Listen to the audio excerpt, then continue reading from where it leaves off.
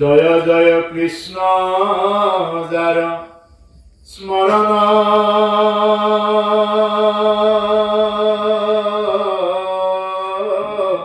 মঙ্গল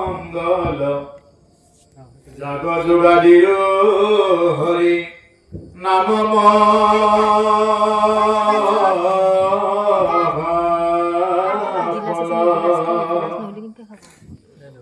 হেনয় পরমানন্দ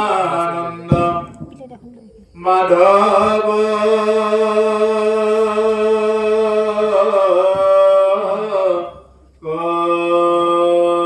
কনিতে কুমারী নর নিরন্তরে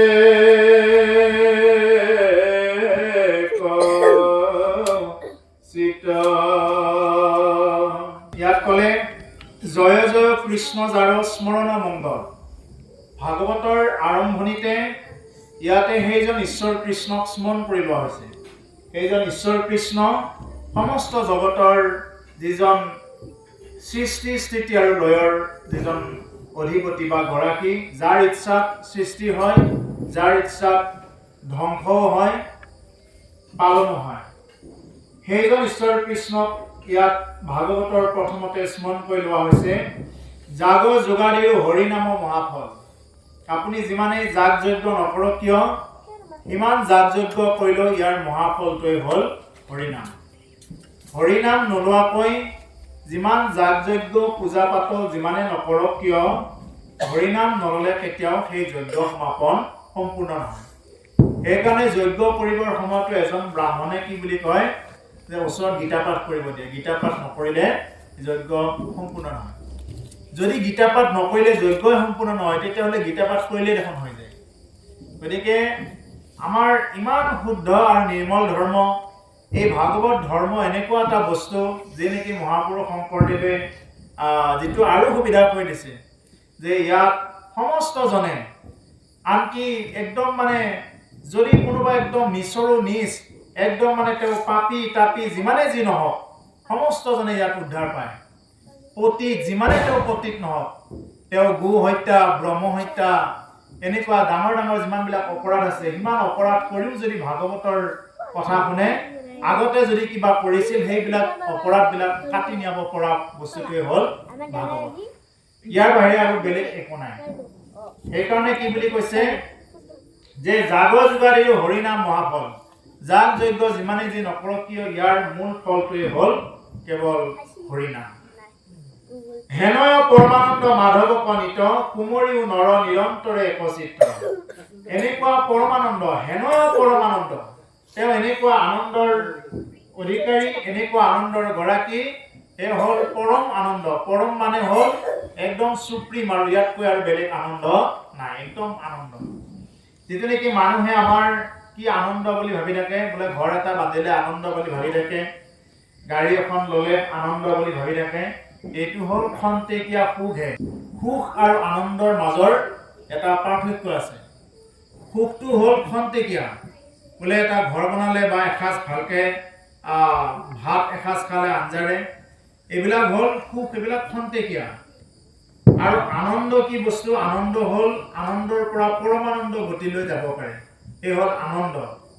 গতিকে মানুহে আনন্দ পাবৰ কাৰণে কি কৰিব লাগে? ভাগৱতৰ ওচৰত আহিব লাগে, ভাগৱত কথা শুনিব লাগে। ভাগৱত কথা শুনিলেহে জীৱনৰ প্ৰকৃত বস্তুটো ইয়াত উপলব্ধি কৰিব পাৰে। ইয়াতে আছে, ইয়াত কোনো মানুহে বেলেগকে একো ক'ব লগা দৰকাৰ নাই। কলিৰ মনুষ্যৰ কাৰণে, সকলোৰে কাৰণে। ইয়াত এনেকুৱা নহয় যে কেইজনমানৰ কাৰণে দি থৈ দিছে, এনেকুৱা নহয়।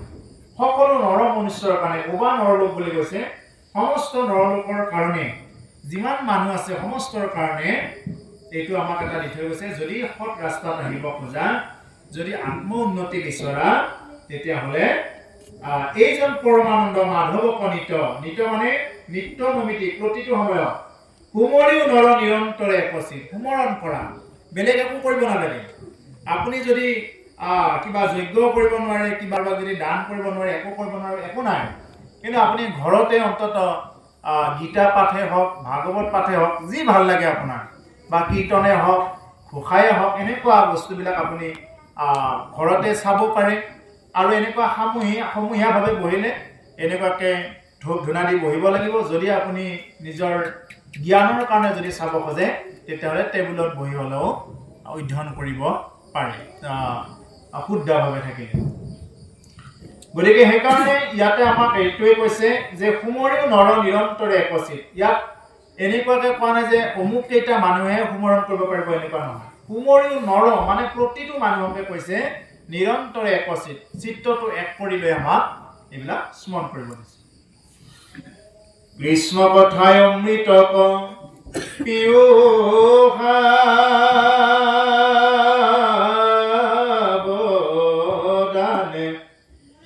কৰিও যতন যাৱে প্ৰাণ থাকে মানে এৰা ঘোৰ কলি যুগে মল মতিম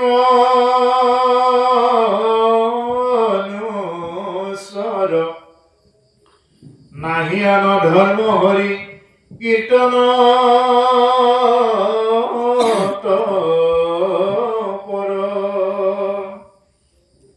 এই কৃষ্ণ কথা অমৃত পিও সাৱধানে বুলি কৈছে, সাৱধানে পান কৰিব দিছে। সাৱধান ক'ত লিখা থাকে?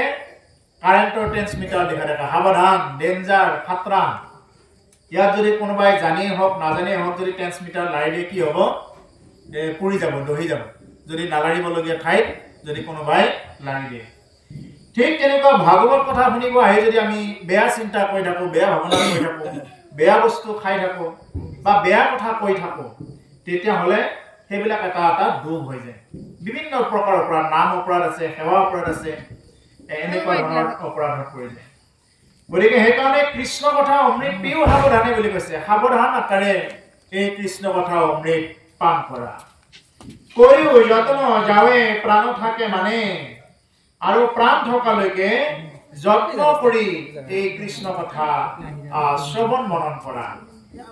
প্ৰাণ থাকে মানে দেহত প্ৰাণ থাকে মানে আমি কৃষ্ণ নাম ৰাম নাম ল'ব লাগে, তেতিয়াহে এই নামে নৰলোকক উদ্ধাৰ কৰে। ঘোৰ কলিযুগে মলমতি মনুষ্যৰ নাহি আন ধৰ্ম হৰি কীৰ্তনত কৰ। এই ঘোৰ কলিযুগত মলমতি মনুষ্য বুলি কৈছে। আমাৰ মানুহবিলাক হ'ল কেৱল মলমতি। মতিটো আমাৰ মনবিলাক। কাৰোবাৰ এটা যদি ওচৰত যদি কোনোবা এটা ল'ৰাৰ বা কোনোবা এগৰাকী ছোৱালীৰ যদি চাকৰি হৈছে, সেইটো এটা মনত মানে বেয়া লাগে। কোনোবা এটা যদি ল'ৰাটো ভালকৈ পঢ়া শুনা কৰিছে দেখিব নোৱাৰে, কোনোবা এটা যদি ভালকৈ ঘৰ এটা বান্ধিছে দেখিব নোৱাৰে, মানে আনৰ উন্নতি দেখিব নোৱাৰে। এইটো হ'ল মলমতি মনুষ্য। আৰু মানুহৰ দেহাটোতো মলেই থাকে। গাটো পিহি দিলে কি ওলায়? ভাল বস্তু ওলায় নে কাৰোবাৰ? ওলাই নেকি কাৰোবাৰ ভাল বস্তু? মলেই ওলাব। পানী খাই দিলে ভাল বস্তু ওলাই নেকি? মলেই হৈ ওলাব। আপুনি যিমান দামী ভাতে নাখাওক কিয়, কি ওলাব? মলেই হৈ ওলাব। সেইকাৰণে কি বুলি কৈছে? এই নাম লোৱা ও মলৰ দেহা নহয় যুগমীয়া, ও নাম লোৱা নহয় দেহা কোনে ৰূপে গঢ়া। এই নামটো কি? এই দেহাটো কিবা সোণেৰেও গঢ়া নহয়, ৰূপেৰেও গঢ়া নহয়। কিহেৰে গঢ়া? এইটো কেৱল মলৰ দেহা। ও সোণৰ নহয়, ৰূপৰ নহয়, নহয় মীনা পৰা মানৱী দেহা নহয় যুগমীয়া। ঐ মানৱী দেহা কোনে জানো গঢ়া, এই মানৱী দেহা ৰূপে জানো গঢ়া। সোণৰ নহয়, ৰূপৰ নহয়, নহয় মীনা পৰা মানৱী দেহা নহয় যুগমীয়া। এই দেহাটো মীনা কৰা দেহা নহয়, মানে সোণেৰে ৰূপেৰে মীনা কৰা দেহা নহয়। এইটো কি? কেৱল মলৰ দেহা। হেন জানি এইটো দেহা আমাৰ পঞ্চভৌতিক দেহা। জুই, আমাৰ দেহাৰ ভিতৰতে জুই আছে। জুই তপ্ত থকাৰ কাৰণে আমি খোৱা খাদ্যবিলাক সোনকালে হজম হয়। জুই তপ্ত থকাৰ কাৰণত আমাৰ দেহাত লাই দিয়াৰ লগে লগে গৰম লাগে, আৰু যেতিয়া নেকি এই জুই তপ্ত কমি যাব তেতিয়া মানুহজনৰ জ্বৰ উঠিব আৰম্ভ কৰিব, ঠাণ্ডা ঠাণ্ডা লাগিব, এই হ'ল অগ্নিতত্ত্ব। তাৰপিছতে আমাৰ এই দেহত বায়ু তত্ত্বটো আছে, আৰু বায়ু নোহোৱাকৈ এটা দেহা নাথাকে। আমাৰ দেহত মাটি তত্ত্বও আছে। এইবিলাক কি, এই মল কিবা কিবি এইবিলাক যে হৈ যায়, এইবিলাক চব কি হ'ব, পুৰি দিলে এইবিলাক চব মাটিৰ লগত মিলি যাব। আকাশ তত্ত্ব আকাশৰ লগত মিলি যাব। এনেদৰে আমাৰ এই 5টা তত্ত্ব জ্বলাই দিয়াৰ পিছত এইটো মানে মিলি যাব চব বস্তুৰ লগত, পঞ্চভূতৰ লগত মিলি যাব। সেইকাৰণে এই দেহাটোক লৈ অহংকাৰ কৰিবলগীয়া 1% একো থাকিব নোৱাৰে। এই দেহাটো আৰু এই ভাগৱত কথা কোনে নুশুনে? যাৰ নেকি, যিয়ে নেকি নমৰিম বুলি ভাবে, আজি আমি আৰু নমৰো আৰু কোনোদিন, যিয়ে নেকি সদায় বাচি থাকিম বুলি ভাবে, যিয়ে নেকি সদায় একে ডেকা তেজ সদায় থাকিব বুলি ভাবে, সেই মানুহে ভাগৱত কথা নুশুনে। ভাগৱত কথা কোনে শুনিব? যি মানুহে যে পৰকালৰ কাৰণে বিত্ত হিচাপত যিয়ে নেকি সঞ্চয় কৰিব বিচাৰিব। আমিতো এতিয়াতো খাই আছো, এতিয়া ইয়াতে আমি চলিবৰ কাৰণে কিবা কিবি আছে, কিন্তু ইয়াৰ পৰা যেতিয়া এটা আত্মা যাব, তেতিয়া সেই আত্মাটোৱে কি লৈ যাব লাগিব? কেৱল মাত্ৰ হৰি নামহে লৈ যাব লাগিব। ইয়াত বেলেগ একো কথাই নচলে। আপুনি যিমান ডাঙৰ ঘৰ নবনাওক, যিমান কেইখন গাড়ী নলওক, আপোনাৰ যিমানেই ডাঙৰ ডিগ্ৰী নাথাকক কিয়, আপুনি একো লৈ যাব নোৱাৰে। কি লৈ যাব পাৰিব? কেৱল মাত্ৰ এই যিটো নেকি পুণ্য আৰু পাপ, এইখিনি লৈ যাব পাৰিব। গতিকে সেইকাৰণে যে আমি এই দুদিনৰ কাৰণে, এইবিলাক বেছি দিনৰ কাৰণে নহয়, হয়নে? বেছি দিনৰ কাৰণে নহয়, কেইদিনমান আছো। এইটো এটা মানে খন্তেকীয়া সপোনৰ নিচিনা। মানুহে সপোন দেখা পাই থাকে, সপোন দেখা পাই কি, বাঘে খেলি আহিলে, ই মৰিব এতিয়া। সপোনত জাগি চোৱাৰ লগে লগে এইবিলাক কি, একো নাই, বাঘো নাই আৰু ময়ো পলোৱা নাই। আৰু যেতিয়ালৈকে তেওঁ নাজাগিব বা সাৰ নাপাব, তেতিয়ালৈকে তেওঁ কি দেখা পাই থাকিব? বাঘে খেলি থকাই দেখা পাই থাকিব। ঠিক তেনেকুৱা আমাৰো কিছুমান মানুহৰ কি হয়, সাংসাৰিক একদম কেৱল ঘৰ বনাব লাগে, মাটি ল'ব লাগে, টকা অৰ্জন কৰিব লাগে, এইখিনিতে ব্যস্ত হৈ আছে। ইয়াৰ বাহিৰত যে এখন জগত আছে, বা নিজৰ আত্মাৰ উন্নতিৰ কাৰণে যে ভাবিব লাগে, এই বস্তুটোত কিন্তু কাৰো গুৰুত্ব নাই। গতিকে সেইকাৰণে আমাৰ মেইন বস্তুটোৱে হ'ল আত্ম উন্নতি, আত্মতত্ত্ব উপলব্ধি কৰাৰ কামত এটাই বস্তু আছে, কেৱল হৰি নাম জপ কৰা। হৰি নামেব কেৱলম কলো নাস্তিব্য গতিৰ অন্যথা। হৰি নামে হাৰ, হৰি নামে কৰি আছে জগত উদ্ধাৰ। হৰি নামেহে জগত উদ্ধাৰ কৰি আছে। হৰি নামৰ বাহিৰে আৰু ইয়াত জগত উদ্ধাৰ কৰি দিব পৰা বেলেগ আৰু একো নাই। গতিকে সেইকাৰণে কৈছে, কৃষ্ণ কথা অমৃত পিও সাৱধানে, কৰিও যত্ন যাৱে প্ৰাণ থাকে মানে, ঘোৰ কলিযুগে মলমতি মনুষ্যৰ, নাহি আৰু ধৰ্ম হৰি কীৰ্তনত পৰ। এই মলমতি মনুষ্যৰ তাকো এই ঘোৰ কলিযুগত হৰি কীৰ্তন বাহিৰে আৰু বেলেগ গতি নাই। আপুনি যাগ যজ্ঞ কৰিব যাব, যজ্ঞ কৰিলে কি লাগে? ঘি লাগিব। আপুনি দোকানত যদি যায় কয় বোলে মোক ঘি লাগে, দোকানীয়ে ক'ব বোলে আপোনাক খোৱা ঘি লাগে নে পোৰা ঘি লাগে? তাৰমানে পোৰা ঘিৰ দাম কম, খোৱা ঘিটোৰ দামটো অলপ বেছি, কিন্তু খোৱাটো আমি অৰিজিনেল নাপাওঁ। গতিকে এই অৰিজিনেল বস্তু নিদিলে সেইখন যজ্ঞ কেতিয়াও সম্পূৰ্ণ নহয়। তিলবিলাক আজিকালি তিল মানে কালাৰ দি কলা কৰি ৰাখে, পোকে নাখাবৰ কাৰণে তাতে ঔষধ দি দিয়ে।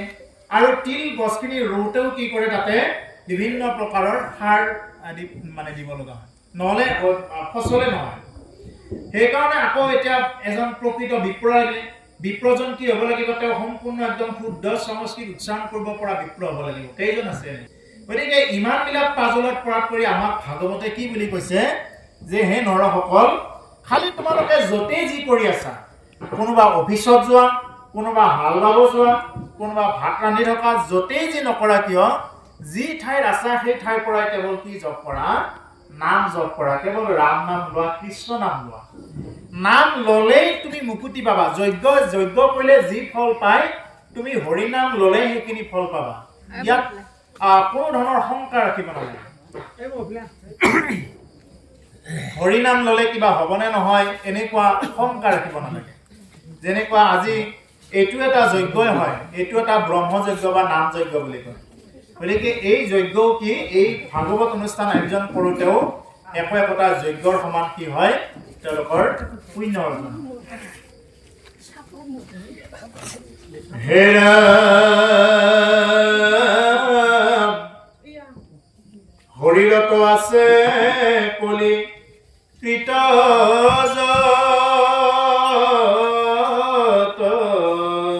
দুখ গুচুক প্ৰথমে পৰা হৰি হৰি ভূষ ৰাম কৃষ্ণৰ চৰণে পৰি আশেষ প্ৰণতি উচ্চতৰ কিংকৰ শংকৰণী গদতি শৰীৰত আছে কলিকিত যত দোষ আমাৰ শৰীৰবিলাকত যিমান কলিকিত দোষ আছে কলিকিত দোষবিলাক আমাৰ শৰীৰত বিৰাজমান হৈ আছে ইয়াতে আমাৰ শৰীৰটোত কলি থকাৰ কাৰণত চকুৰে ভাল বস্তু দেখা নাপায় চকুৰে কেৱল বেয়া বস্তু দেখা পায় আমাৰ কাণ কেইখনেৰে ভাল কথা শুনা নাপায় কলিকিত দোষ আছে কাৰণে কাণেৰে ভাল বস্তু শুনা নাপায় কি পায় কাণেৰে কেৱল আনে কোনে কি সমালোচনা কৰি আছে এইটো শুনা পায় জিভাৰে কোনো প্ৰসাদৰ সেইটো মানে সোৱাদটো ল'ব নোৱাৰে কি লয় জিভাৰে কোনখন আঞ্জা ভাল হ'ল কি হ'ল এইটোহে বিচাৰ কৰে গতিকে এই হ'ল কলিকিত দোষবিলাক আমাৰ শৰীৰতে আছে যাৰ কাৰণে প্ৰতিটো নৰ মনুষ্যই হৰিনাম যদি লয় হৰিনাম ল'লেহে তেওঁ উদ্ধাৰ পাব হৰিনাম নোলোৱাকে এনেকুৱা কোনো নাই যে কোনোবাই উদ্ধাৰ কৰি দিব পাৰিব তেনেকুৱা আন কোনো নাই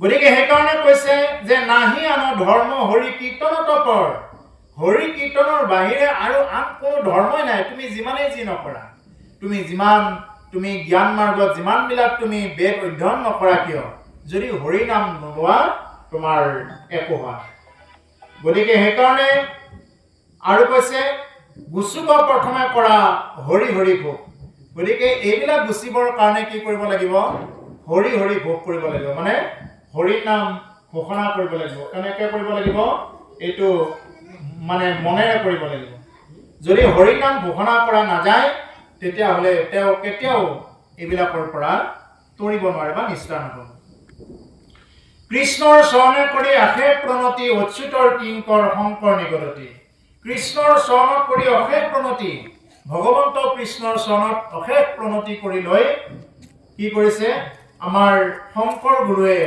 এইটো মানে ৰচনা কৰিছে বা এইখিনি আমাক দি দিছে কিংকৰ বুলি কৈছে কিংকৰ মানে হ'ল চাকৰ এইটো মানে হেৰিত দিয়াত অসুবিধা হৈ যায় পথালিকে দিবি নহ'লে দিয়াত অসুবিধা হয় কাটি ল'ব আমি যদি ভগৱানৰ চাকৰ হ'ব নোৱাৰোঁ বা নিজকে যদি ঈশ্বৰৰ দাগ বুলি ল'ব নোৱাৰোঁ তেতিয়াহ'লে আমাৰ একো নহ'ব গতিকে সেইকাৰণে আমি জীৱনত সকলোবিলাক বেমাৰৰ চিকিৎসা পাব যদি কোনোবাই ঈশ্বৰৰ যদি দাগ হ'বৰ কাৰণে চেষ্টা নকৰিলে বা ঈশ্বৰৰ যদি সেৱক হ'বৰ কাৰণে চেষ্টা নকৰিলে মানুহেতো কোনোবা অফিচাৰৰ চাকৰ হ'বৰ কাৰণে ভাল পায় কোনোবা এজন অফিচাৰক বা কোনোবা এজন যদি অলপ টকা থকা মানুহ আছে তেওঁক একদম ছাৰ এনেকুৱা সম্বন্ধ যদি তাকে নকৰি যদি কোনোবাই ঈশ্বৰৰ ওচৰত যদি কোনোবাই তেনেকুৱাকৈ যদি অভ্যৰ্থনা কৰিলেহেঁতেন বোলে মোৰ ঈশ্বৰ ভগৱান এইবুলি যদি সদায় ল'লেহেঁতেন তেতিয়াহ'লে তেওঁৰ ভক্তিটো আৰু সুদৃঢ় হ'লেহেঁতেন গতিকে সেইকাৰণে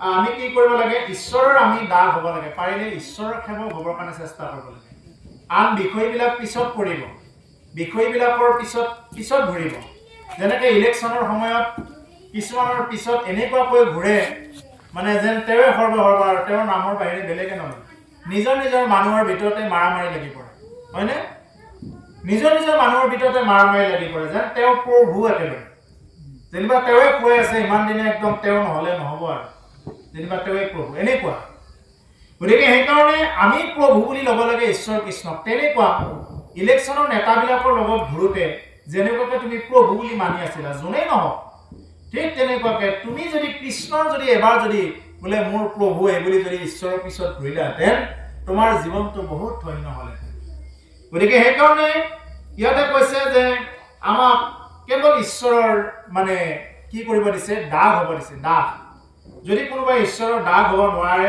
চাকৰ হ'ব নোৱাৰে তেতিয়াহ'লে এই ঘোৰ অপৰাধৰ আৰু ক'তো চিকিৎসা নাপাব জীৱনত সকলো বেমাৰৰ চিকিৎসা আছে কিন্তু যদি কোনোবাই যদি হৰিৰ সেৱক হ'ব নোৱাৰে, দাস হ'ব নোৱাৰে, এইটো ঘোৰ অপৰাধ বুলি কৈছে। নাম মুখাত কৈছে ও দাস হুয়াত সেৱা নকৰিলো হৰি হৰি হৰি হৰিয়ে ইটো ঘোৰ অপৰাধৰ চিকিৎসা নাই ৰা। ও হৰিয়ে ইটো ঘোৰ অপৰাধৰ চিকিৎসা নাই ৰা। কিমতে ভকতি কৰিব তোমাক হৰি হৰি হৰি হৰিয়ে ও মই মোৰ সমতি নজানো তাৰ উপায় ৰা। দাস ভূঞাতো যে সেৱা নকৰিলো হৰি হৰি হৰি হৰি, যদি কোনোবাই হৰিৰ দাস হ'ব নোৱাৰিলে, হৰি যদি কোনোবাই সেৱক হ'ব নোৱাৰিলে, এই ঘোৰ অপৰাধৰ চিকিৎসা নাই বুলি কৈছে। গতিকে সেইকাৰণে আমি যাতে হৰিৰ সেৱক হ'ব পাৰোঁ, আমি অমুক তমুক এনেকুৱা মোৰ অমুক কোৱালিফিকেশ্যন আছে, মই অমুকখিনি পঢ়া, মই অমুকটো ৰেংকত আছোঁ, মোক সমাজত অমুক বুলি চিনি পায়, মই সমাজৰ নেতা, মই গাঁৱৰ নেতা, বা মই অঞ্চলৰ নেতা, বা মই একদম গোটেই সমষ্টিটোৰ নেতা, এইবিলাক চব বাদ দি কি কৰিব লাগিব? জাত্যাভিমান, জাতিৰ অভিমান, পাণ্ডিত্যাভিমান, পণ্ডিতক লৈ অভিমান, ৰূপাভিমান, ৰূপক লৈ অভিমান, ধনাভিমান, ধনক লৈ অভিমান, এইবিলাক চব বাদ দি কি কৰিব লাগে? ভাগৱতৰ ওচৰত যদি বহা যায়, তেতিয়াহে ভাগৱতে কৃপা কৰিব। নহ'লে যদি সেইবিলাকত লাগি থাকি যদি বহা যায়, তেতিয়াহ'লে ভাগৱত যিমান সময় লাগে তেওঁ পানীত কোবাই থকাৰ নিচিনা হ'ব। এই ভাগৱতৰ কথাই তেওঁৰ জীৱনত সাঁচ নবহাব। সেইকাৰণে কৈছে অচ্যুতৰ কিংকৰ শংকৰ নিগতি, এই ভগৱন্ত পুৰুষৰে কিংকৰ মানে চাকৰ এই মহাপুৰুষ শংকৰদেৱ গুৰুজনাই আমাক এই কথাখিনি পদবন্ধে। দ্বিতীয় স্কন্ধৰ কথা শুনিও উৎসুকে, নৃপতিৰ প্ৰশ্ন পাছে শুনি মুনি সুকে। কৃষ্ণ পদ পংকজক হৃদয়ত ধৰি, দিলন্ত সিদ্ধান্ত তান্ত সাধুবাদ কৰি। ধন্য নৰপতিমতী উত্তম তোমাৰ,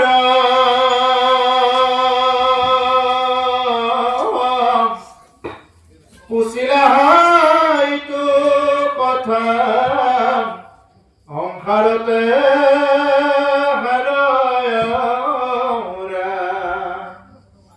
মুখৰ সাধন এইটো জগতৰে হিত।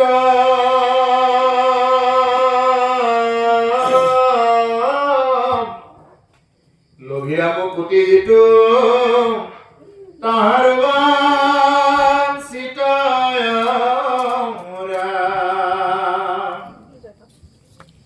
দ্বিতীয় স্কন্ধৰ কথা শুনি উৎসুকে, নৃপতিৰ প্ৰশ্ন পাছে শুনি মুনি সুকে। ৰজা পৰীক্ষিতে এতিয়া যিবিলাক প্ৰশ্ন কৰিছে ভাগৱত কথা সম্পৰ্কে, এই কথাবিলাক শুনাৰ পিছত কৈছে যে দ্বিতীয় স্কন্ধৰ কথা শুনা উৎসুকে, মানে উৎসাহেৰে শুনিব দিছে। এই দ্বিতীয় স্কন্ধৰ এই কথাবিলাক পৰম উৎসাহেৰে, নিৰুৎসাহ হয় নহয়। যিখিনি সময় শুনো পৰম উৎসাহেৰে আমি কৃষ্ণ কথা শুনিব লাগে। যেনেদৰে কোনোবাই এজনে যদি অকণমান এখন কম্বল দিম বুলি যদি কয়, এখন আঁঠুৱা দিম বুলি যদি কয়, যিমান উৎসাহেৰে শুনে, হয়নে? সেইটো কিবা লগত যাবনে? আপোনাৰ লগত নাযায়। আপোনাৰ কম্বল, আঁঠুৱা বা তেনেকুৱা ধৰণৰ টকা এইবিলাক আপোনাৰ লগত নাযায়। আজি যিখিনি সময় দিব, 2 ঘণ্টাই হওক, 1.5 ঘণ্টাই হওক, 1 ঘণ্টাই হওক বা 10 মিনিটেই হওক, এই সময়খিনি যিয়ে শুনিব, এইখিনি হ'ল আপোনাৰ জীৱনৰ প্ৰকৃত সময়। ইয়াৰ বাহিৰত যিমানখিনি ব্যয় কৰিলে এইবিলাক চব মাইনাছ, এইবিলাক একো নাই, এইবিলাকে চব অকথাই, এইবিলাক একো নহয়। যিমানেই যি নকৰক, আজিলৈ কোনেও একো লৈ যাব পৰা নাই। তেওঁ যিমান ৰজাই নহওক, যিমান তেওঁ পৃথিৱী জয় কৰা ৰজাই নহওক, তেওঁ একোৱে লৈ যাব নোৱাৰে, হয়নে? গতিকে সেইকাৰণে ইয়াত একো নাই। আজি আমি হাঁহি মাতি আছো, কালি কি হয় আমি কোনে জানো, হয়নে?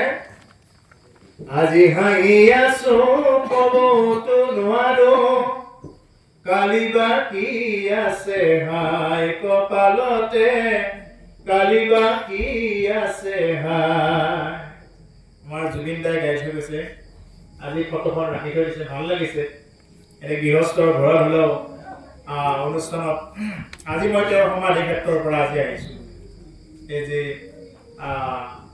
গুৱাহাটীৰ যেনেকৈ সমাধি ক্ষেত্ৰ আছে সোণাপুৰত এই সোণাপুৰৰ পৰা আজি আহি আছোঁ বহুত মানুহ তাত দিনে ৰাতিয়ে কেৱল মানুহে মানে সোণাপুৰত মানে এটা কিবা মন্দিৰ তীৰ্থক্ষেত্ৰৰ নিচিনাহে হৈছে এতিয়া ইমান ডাঙৰ ডাঙৰ চাকি একদম জ্বলি আছে দিনে ৰাতি চাকি জ্বলি থাকে মানে এনেকুৱা এজন শিল্পী যিজন শিল্পী মানে নোহোৱা হওঁতে আজি অসমটো বাদে সমগ্ৰ ভাৰতৰ বাহিৰতো তোলকা লাগি গৈছে তেওঁৰ কাৰণে কিমান যে চৰাই চিৰিকটিয়ে মানে এনেকৈ তেওঁৰ ফটোখনৰ ওচৰত ৰৈ থাকিয়ে তেওঁ জীৱনে দি দিছে ওলোটাকৈ ৰামধেনু ওলাল কি দেখা নাই যে নেকি মানে আমাৰ হিন্দু ধৰ্মৰ বাহিৰতো যিমানবিলাক ধৰ্ম আছে সকলোবিলাক ধৰ্মই মানে জুবিনৰ যিটো নেকি অনুষ্ঠান এইবিলাক মানে চবে কৰিছে এইবিলাক আমাৰ অকল এটাতে সীমিত থকা নাই বিৰাট মানে গতিত গৈছে এতিয়া আজি যে নেকি আপোনালোকে এনেকৈ ঘৰতে ৰাখিছে এইটো এটা কম ডাঙৰ কথা নাই বাৰু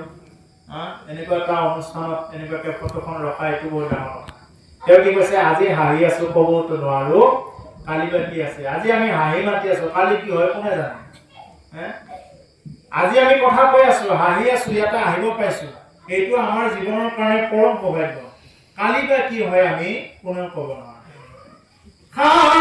তৰুৱে গুণ বখানিব বংশ কুটুমে চকুলো টুকিব আৰু ঘূৰি নাহো বুলি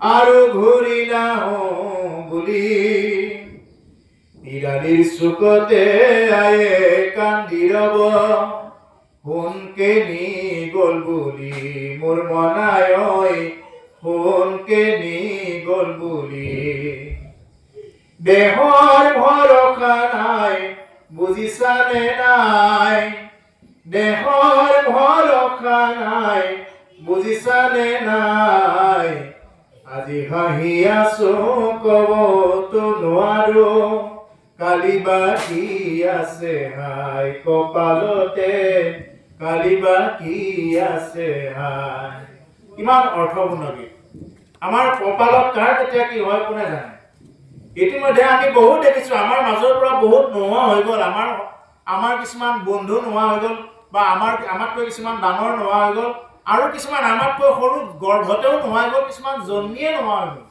বহুতো দেখা পাইছো এনেকুৱা জীৱনত তথাপি আমাৰ হোচ নাই চেন্স নাই যে আমিও যে এদিন মৰিম তাক লৈ কোনো ধৰণৰ আস্পোচেই নাই তেনে তথাপিও মানুহে ঈশ্বৰৰ নাম ল'ব মানে খুব টান পায় তাকে হস্তই কি উদাহৰণ দিছে যে যেনেদৰে এই মাৰিব অনা ছাগলী এই যে মানে কাটিব লয় যে ছাগলীবিলাক যিজনে কাটিব লয় ছাগলীবিলাক কাটিব নিলে এটাক যদি কাটি থাকে ওচৰত কি কৈ থাকে বাকীকেইটা গছৰ পাত দি থাকে সেইকেইটা কিন্তু খায়ে থাকে সিহঁতৰ মানে অনুভৱেই কৰিব নোৱাৰে যে সিহঁতকো যে অলপ পিছত কাটিব এইটো মানে সিহঁতে অনুভৱেই কৰিব নোৱাৰে এই যিবিলাকে ব্ৰইলাৰ কাটে বেপাৰীবিলাক চাব এনেকে এৰি দি থৈ দিছে বা পোখাৰ হ'লেও বান্ধি থৈ দিছে কিছুমান মানে ধান চাউল আধাৰ দি থৈ দিছে সিহঁতে দস্তুমা মানে খাই আছে কিন্তু সিহঁতৰ লগৰী এটা মানে কাটি কাটি বেছি আছে পাল্লা ওজন কৰি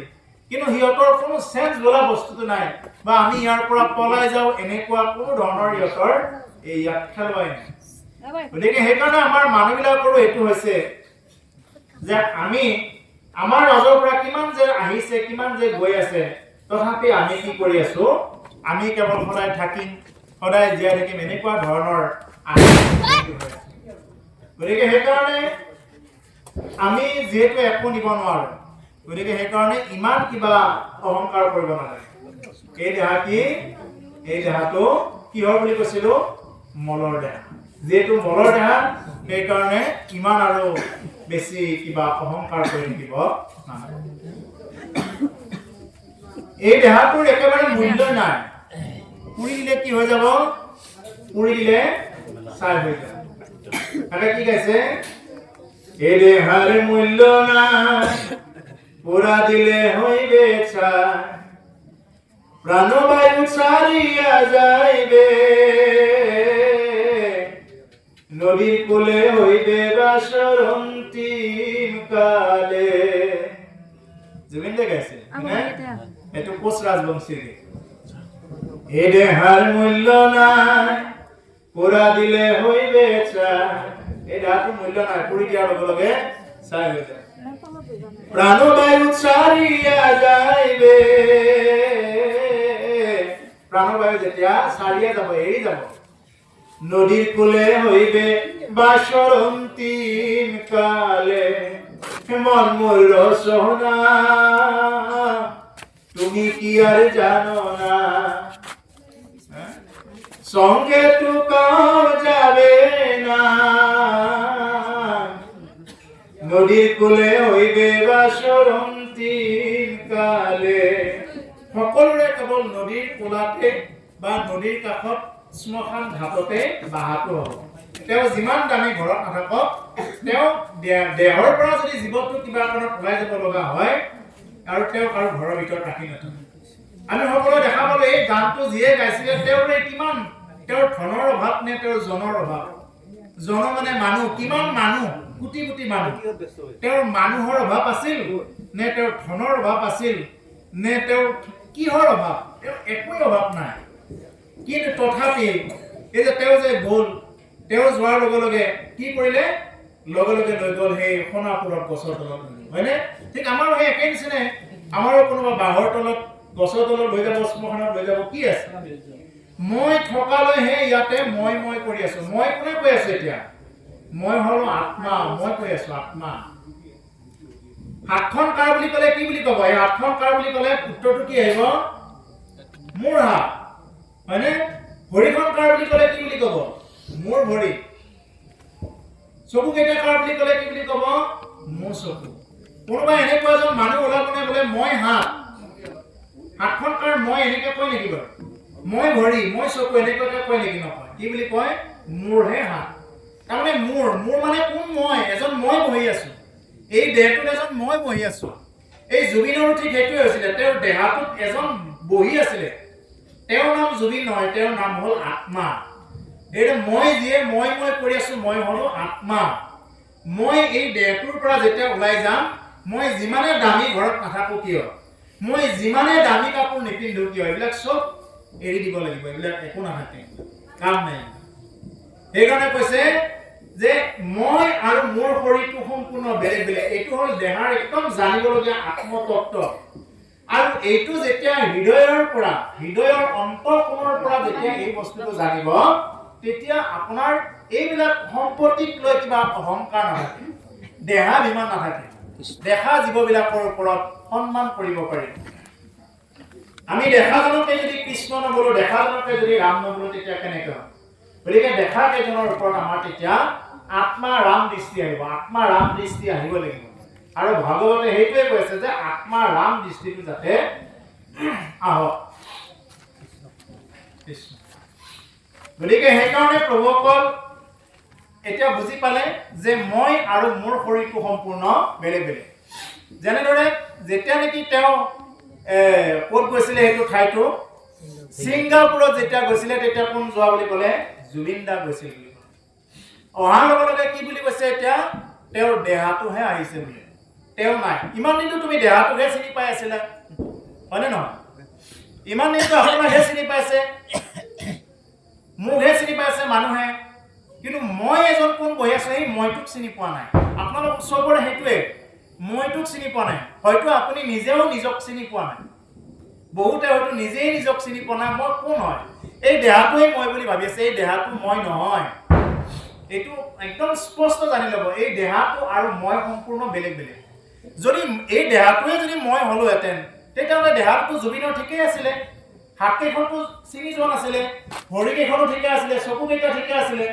মই এটা জুবিন উদাহৰণ দিছোঁ। আমাৰ মানুহবিলাক, যিমানবিলাক মানুহ মৰি আছে এতিয়া আমাৰ ওচৰে পাজৰে, আমাৰ যিমানবিলাক আমাৰ বংশ কুটুম্ব ওচৰে পাজৰে, তেওঁলোকৰ কি তেওঁলোকৰতো হাত ভৰিবিলাক ঠিকেই আছে তেতিয়াহ'লে কোন নাই আমি ইমান দিনৰ পৰাতো সেইজন মানুহকে চিনি পাই আছিলো বোলে কোন নাই তেওঁ নাই এই এতিয়াহে কথাটো আহিল কোন তেওঁ নাই বোলে আত্মা নাই এতিয়া তুমি ইমান দিন দেহৰ ধৰ্মহে কৰি আছিলা জিভাৰ তৃপ্তিৰ কাৰণে তুমি মছলা খাই আছিলা জিভাৰ তৃপ্তিৰ কাৰণে তুমি অন্য জীৱ মাৰি খাই আছিলা এতিয়া তোমাৰ আত্মাৰ ধৰ্ম এতিয়া তোমাক কোনে ৰিক্স ল'ব এতিয়া এটা যে তেওঁ নাই কোনে ৰিক্স ল'ব এইটো তেওঁ যে গ'ল তাতেতো ধন লাগিব এইখন দুনিয়াত চলিবৰ কাৰণে যেনেকুৱাকে এইটো ধন লাগে এই গান্ধী মাৰ্কাটো যদি নহয় এইখন দুনিয়াত চলিবৰ কাৰণে বহুত অসুবিধা ইয়াত নোৱাৰে একাপ চাহ খাওঁ বুলি খৈৰাবাৰী যদি যায় বোলে একাপ চাহ দিয়ক যদি আমি কেইটামানে চাহ খাওঁ যদি পইচা নাই বাচন ধুব লগাই দিম হয়নে নহয় 5 ষ্টাৰ হোটেলত যদি যোৱা যায় তাৰে একদম মানে মেনেজাৰজনো একদম আহক ছাৰ আহক বুলি ক'লে আপোনাক ৰেছপেক্ট দি দিব লগে লগে এচি চেচি লগাই দিব আৰু যেতিয়ালৈকে আপোনাৰ এই ধনটো নোহোৱা হ'ল কি কৰিব লগে লগে তাৰ এই মালিকে মতাটো বাদেই দিয়ক তাৰ এজন কৰ্মচাৰী সাধাৰণ কৰ্মচাৰী আপোনাক ক'ব আপুনি এতিয়া আউট যিজন মানুহক ছাৰ বুলি মাতি আছিলে এই ধনটো থকাৰ কাৰণে সেইজন মানুহক লগে কৈ দিব ঐ আউট এনেকে কৈ দিব তুমি যোৱা সোনকালে যোৱা এনেকে কৈ দিব এজন সাধাৰণ কৰ্মচাৰীয়ে কৈ দিব তাৰমানে কি লাগে মেইনলি এই ধনটো লাগে এটা আমাৰ ইহ জগতত এই দেহাটো চলিবৰ কাৰণেহে এইটো ধন লাগে যিমানখিনি প্ৰয়োজন এইখিনি হ'লে হ'ল প্ৰয়োজনতকৈ অভাৰ চব বস্তু বেয়া এতিয়া এই দেহাটো যেতিয়া ইয়াতে থৈ যাম যেতিয়া আত্মাটো ওপৰত যাব এতিয়া আত্মাৰ কাৰণে কি দিম এতিয়া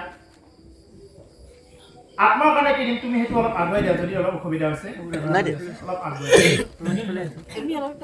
তুমি আগুৱাই দিয়া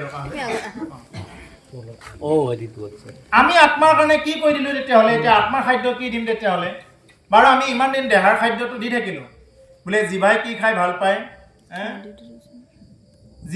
জিভাই বোলে একদম কাৰ ঘৰৰ তৰকাৰীখন ভাল হৈছে কোনখন হোটেলত ভাল হৈছে কোনে ৰন্ধা আঞ্জাখন বেছি ভাল হয় কাৰ ঘৰত চাহকাপ কিমান ভালকে দিলে আমাৰ জিভাৰ ধৰ্মহে বোলে এইবিলাক এতিয়া আত্মাৰ ধৰ্মটোৰ কাৰণে আমি কি কৰিছো আত্মাৰ কাৰণে এটা আত্মাৰ খাদ্যটোৱে হ'ল হৰি নাম ৰাম নাম কৃষ্ণ নাম যোনে যিমান যি নাম ভাল লাগে আপোনাৰ বা গুৰুৰ মাধ্যমত গুৰু ধৰি গুৰুৰ মাধ্যমত যি নাম প্ৰাপ্ত হৈছে সেই নাম জপ কৰক খালি এইটোহে কৈছে শাস্ত্ৰই ইমান পাজলত যাব লগা আমাৰ দৰকাৰে নাই ইমানে সহজ হৰি ভক্তি যে ইয়াত কলিৰ মনুষ্যৰ কাৰণে আৰু এটা কথা ঠিক যদি কোনোবাই এই জনমত হৰি নভজিলে ঠিক আছে আজি নভজিলে ঠিক আছে কালি নভজিলে ঠিক আছে মৰিবৰ আগত হ'লেও তেওঁ ল'ব লাগিব নাম বা মৰিবৰ আগতো তেওঁ পাহৰি গ'ল আকৌ তেওঁ মানুহৰ জনমটো বাৰ বাৰ নাপায় আকৌ পুনৰ 84 লক্ষ জনী ভ্ৰমণ কৰোঁতে 84 লাখ বুলি কওঁতে যেনিবা সাপৰ জনী পালে সাপটো কেইবা প্ৰকাৰৰো আছে অকল এডাল সাপ হৈ পেলাই বা ধৰা সাপডাল হ'ল তাৰপিছত আৰু সাপৰ জনী শেষ এনেকুৱা নহয়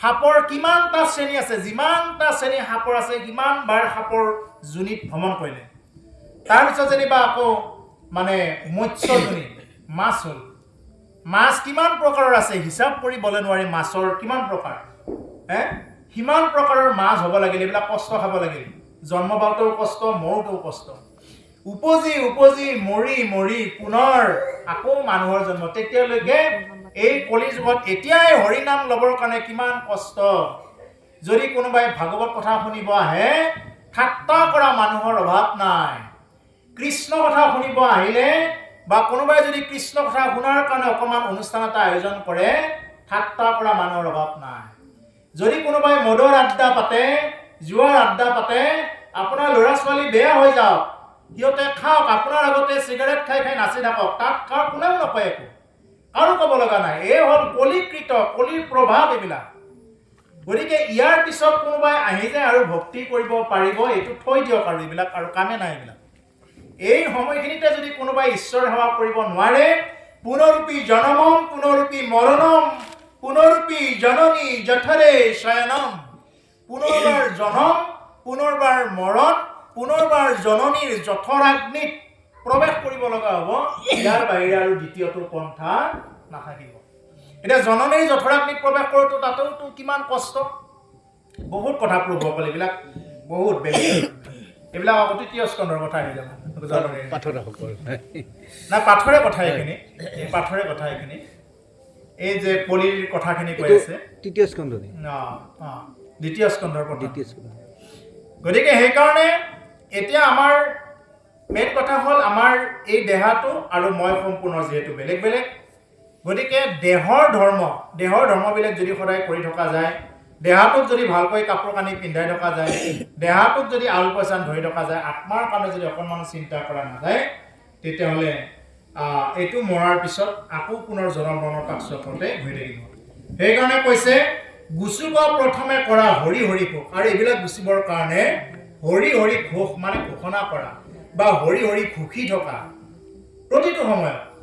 যদি কোনোবাই কৃষ্ণ নাম যদি লয়, ক'ৰবাত গৈ আছে, যেনিবা স্কুলত গৈ আছে বা কোনোবা খেতি পথাৰত গৈ আছে, তাতে যদি কৃষ্ণ ৰাম এইবুলি যদি এনেই দুটা গান গাই গৈ আছে বা এনেই একো নাজানে কৃষ্ণ ৰাম কৰি গৈ আছে, ৰাম নাম প্ৰৱেশ কৰাৰ লগে লগে সেইটো মানে তেওঁৰ যাত্ৰাটো তীৰ্থযাত্ৰা হৈ যাব। কোনোবাই যদি ভাত ৰান্ধি আছে, ভাত ৰান্ধি থাকোঁতে যদি কোনোবাই যদি কৃষ্ণ বুলি কৈ ৰাম বুলি কৈ যদি চাউল মুঠা বহুৱাই দিয়ে, তেতিয়াহ'লে কি হৈ যাব, সেয়া ভাত গুচি মহাপ্ৰসাদ হৈ যাব। ভাত গুচি মহাপ্ৰসাদ, একবাৰ কৃষ্ণ নাম ৰাম নাম বুলি কোৱাৰ লগে লগে। আকৌ কোনোবাই গান গাই আছে, সেই গানৰ ভিতৰত যদি এবাৰ যদি কৃষ্ণ নাম প্ৰৱেশ কৰে, লগে লগে গান গুচি কি হৈ গ'ল, কীৰ্তন হৈ গ'ল। গান গুচি লগে লগে কীৰ্তন হৈ যায়। সেইকাৰণে কৈছে ঘোষণা কৰিব দিছে, যোনে যেনেকে পাৰে খালি ঘোষিব লাগে। নিপুতি প্ৰশ্ন আছে শুনি মুনি হুকে, কৃষ্ণ পদ পংকজক হৃদয়ত ধৰি দিলন্ত সিদ্ধান্ত তাংক সাধুৰ বাদ কৰি। আৰু ভগৱন্ত কৃষ্ণৰ পংকজ হৃদয়ত ধৰি, মানে পংকজ মানে তেওঁৰ ঈশ্বৰ কৃষ্ণৰ চৰণ দুখানি হৃদয়ত লৈ দিলন্ত সিদ্ধান্ত তাংক সাধুৰ বাদ কৰি, মানে শুকমুনিয়ে ৰজা পৰীক্ষিতৰ আগত ভাগৱত কথা কৈ আছিল। গতিকে ৰজা পৰীক্ষিতক এতিয়া সাধুৰ বাদ দিছে। সাধুৰ বাদ মানে ধন্যবাদ, সাধুৰ বাদ মানে ধন্যবাদ। হে পৰীক্ষিত, হে ৰাজন, ৰজা পৰীক্ষিত আমাৰ পৃথিৱীৰ ৬১ সম্ৰাট আছিলে। তেওঁৰ ধনজনৰ আকাল নাছিলে, ইমান তেওঁৰ সম্পত্তি। আনকি যিবিলাক ৰজা আছিলে পৃথিৱীৰ সমস্ত ৰজাই তেওঁক কৰ কাটল দিব লগা হৈছিলে, কৰতলীয়া হিচাপতহে আছিলে। তেওঁৰ ঘোঁৰা আকাশী পথেৰেও যাব পাৰিছিলে। তেওঁ নিজৰ বাহুবলেৰে তেওঁ চক্ৰৱৰ্তী ৰজা হৈছিলে, মহাৰাজ পৰীক্ষিত। গতিকে সেইকাৰণে সেইজন ৰজা পৰীক্ষিতে জীৱনৰ শেষৰ সময়খিনিত কি কৰিছে, কৃষ্ণ কথা শুনিছে। আৰু আমাৰ অকণমান যদি টকা পইচা থাকে, তেওঁৰ আহিবৰ কাৰণে সময় নাই, কৃষ্ণ কথা শুনিবৰ কাৰণে সময় নাই। অকণমান যদি তেওঁৰ শিক্ষা আছে, ভাগৱত শুনা বুঢ়াবিলাকৰহে কাম, এইবুলি তেওঁৰ আৰু শুনাৰ সময় নাই, হয়নে? বহুত কথা এইবিলাক। গতিকে সেইকাৰণে আমি সেইবিলাক চব বাদ দি কি কৰিব লাগে, কৃষ্ণ কথা আমি যিমান পাৰোঁ ক'ৰবাত অকণমান শুনিব পালেই পোৱা বুলি আমি ল'ব লাগে। এইটোৱেই জীৱনত পৰম সাৰ হিচাপত থাকি যাব। হে ৰাম ধন্য নৰপতি মতি, উত্তম তোমাৰ পুছিলা যিটো কথা, সংসাৰতে হাৰ। সংসাৰত সাৰ কথাটো কলা বুলি কৈছে। সংসাৰত যিটো সাৰ কথা, যেনেকুৱাকৈ এই গছৰ যে সাৰ হোৱা গছডাল মানুহে ভাল পায় নহয়, সাৰ কাঠৰ দাম বেছি জানেনে? গতিকে সেইকাৰণে এই যিটো নেকি কথাৰ সাৰ, এই কথাবিলাকৰ বহুত সাৰ আছে। আজি যি কৃষ্ণ কথা আলোচনা হৈছে, এনেই ওপৰে ওপৰে যদি পঢ়ি যায়, আপুনি যেনিবা একদম খৰকৈ পঢ়ি গোটেই আজি ভাগৱতখন সমাপ্ত কৰিলে, কি লাভ হ'ব? একো লাভ নহয়। যদি জীৱনত দুটা কথা নিশিকিলে, আপুনি ভাগৱতখন যদি ওপৰে ওপৰে পঢ়িয়ে গ'ল, জানিবৰ কাৰণে চেষ্টা নকৰিলে আপুনি 1%ও ফল নাপায়, স্পষ্ট কথা। যেনেদৰে আপোনাৰ ল'ৰাটো বা ছোৱালীগৰাকীয়ে পৰীক্ষা আহিছে, এনে যদি আপুনি মানে একদম জোৰ দি বহুৱাই ৰাখিছে টেবুলৰ ওপৰত, একদম এনেই কিতাপখন চাই আছে, চাব লাগে চাই আছে, কিন্তু মনত নৰব। 2 ঘণ্টাই পঢ়ক, ভালকৈ পঢ়ক, মনত ৰ'ব। 1 ঘণ্টাই পঢ়ক, ভালকৈ পঢ়ক। যিমানবিলাক এতিয়া মেট্ৰিক কেণ্ডিডেটবিলাক আহি আছে, হায়াৰ ছেকেণ্ডাৰী কেণ্ডিডেটবিলাক আছে, এই সমস্তবিলাকে যদি কেপাচিটি আছে ৰাতিটো পঢ়ক, কথা নাই, কিন্তু জোৰ কৰি ৰাখি থ'ব নালাগে। এনেই পঢ়া যিখিনি তেওঁ জানে নহয় কিমানখিনি তেওঁৰ মনত ৰ'ব, জোৰ কৰি থৈ দিলে তেওঁৰ কি হ'ব? এনেও আৰু তেওঁ বেলেগ মনোযোগ দি থাকিব, কিতাপখন চোৱাৰ নিচিনাকৈ থাকিব, এইটোতো আৰু এনেই এক্টিঙে হৈ থাকিব। ঠিক তেনেকুৱা এই ভাগৱত কথাবিলাকো যদি কোনোবাই ওপৰে ওপৰে পঢ়ি যায়, যদি কি ক'লে একো যদি বুজিয়ে নাপালে, এটা শব্দত ৰাতিটো লাগি যায়। যদি ভালকৈ ব্যাখ্যা কৰা যায়, এটা শব্দত আপোনাৰ ৰাতিটো লাগি যাব ব্যাখ্যা কৰোঁতে। গতিকে সেইকাৰণে ইয়াতে আমি যিখিনি পাওঁ সেইখিনিকে আমি অতি সূক্ষ্মকৈ ল'ব লাগে। ধন্য নৰপতি মতি উত্তম তোমাৰ, হে ৰাজন পৰীক্ষিত, তোমাৰ মতি অতি উত্তম, পুছিলাহা যিটো কথা সংসাৰতে হাৰ। তুমি যি কথা সুধিলা এইটো হ'ল সংসাৰতে সাৰ কথা। তুমি যিবিলাক প্ৰশ্ন কৰিছা এইবিলাক হ'ল সংসাৰত অতি সাৰ কথা। এই হ'ল সাৰ। অসাৰ কথা কোনবিলাক?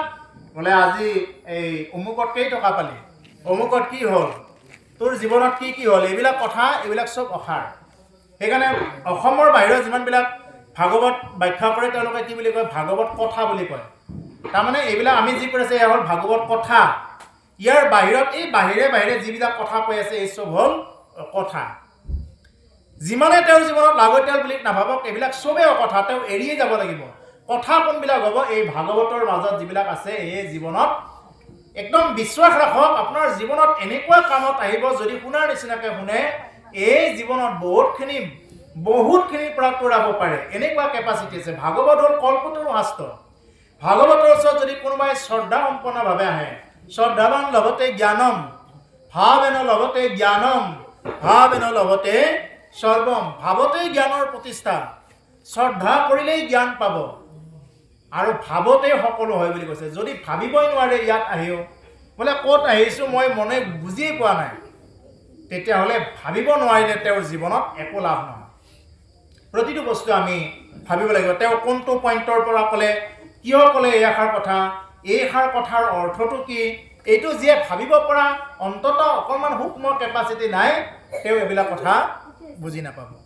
গতিকে সেইকাৰণে কৈছে যে যিটো কথা সুধিলে এইটো সংসাৰতে সাৰ কথা। অ মুখৰ সাধনইটো জগতৰে হিত,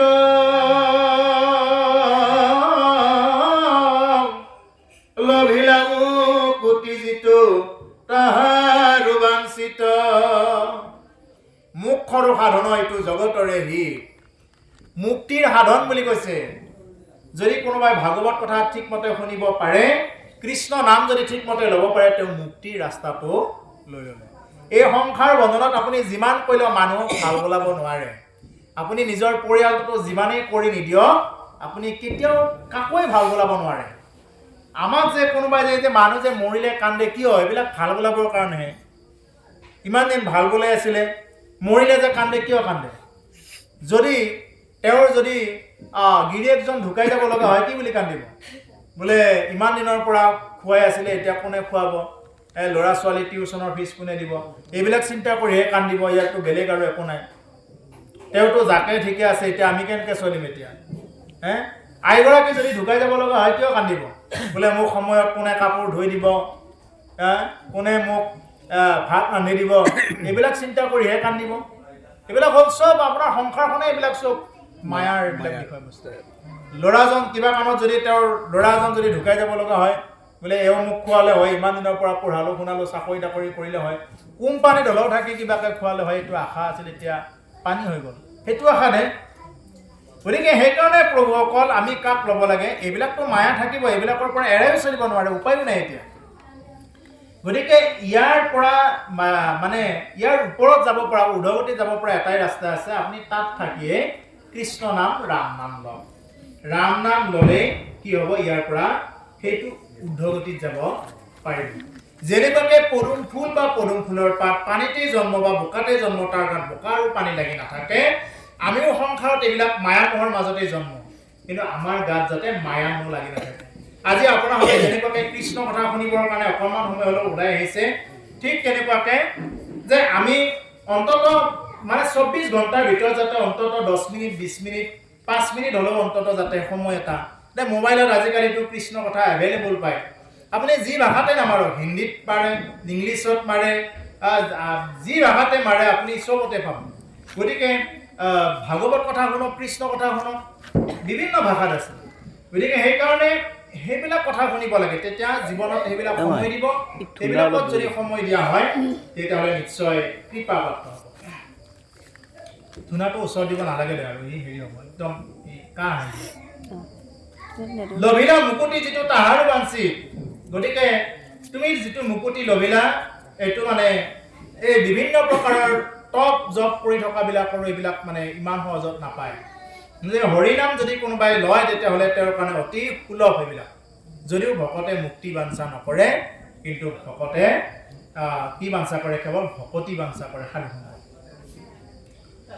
ও নাহি জ্ঞান যাৰ জাতি ধৰ্ম মাত্ৰ কৰে নিতে বলি বিশ্ব পাঞ্চ যজ্ঞ কৰে তাহাৰ শ্ৰুতব্য কথা আছে অসংখ্যাত হৰি বিমুখৰ হৈ ব্যৰ্থে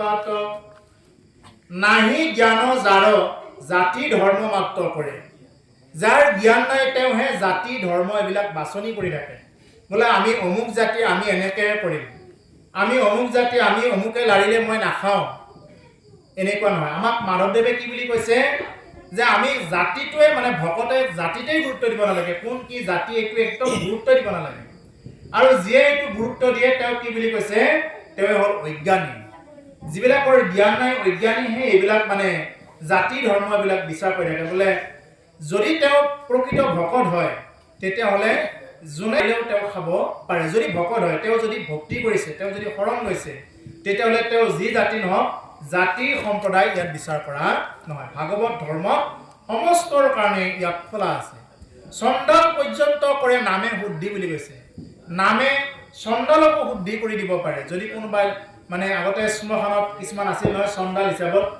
এতিয়াও কিছুমান আছে ডেইলি মানুহ পৰা যে কৰিবিলাক সেইবিলাক কৰি থাকে সেইবিলাকেও যদি কোনোবাই যদি সেনেকুৱা কৰে বা ভ্ৰূণ হত্যা কৰে ভ্ৰূণ হত্যাটো কি বস্তু এইটো এটা মহাপাপ যেনেকৈ গৰ্ভত সন্তান আহোঁতে সন্তানটো গৰ্ভতে মাৰি পেলায় বিভিন্ন প্ৰকাৰে যিয়ে মাৰি পেলাই এইটো ভ্ৰূণ হত্যা বুলি কয় এনেকুৱা ধৰণৰ অপৰাধবিলাককো কি কৰে ঈশ্বৰে এইটো কৃপা কৰে যদি তেওঁ শাস্ত্ৰৰ ওচৰত যদি চাৰেণ্ডাৰ কৰে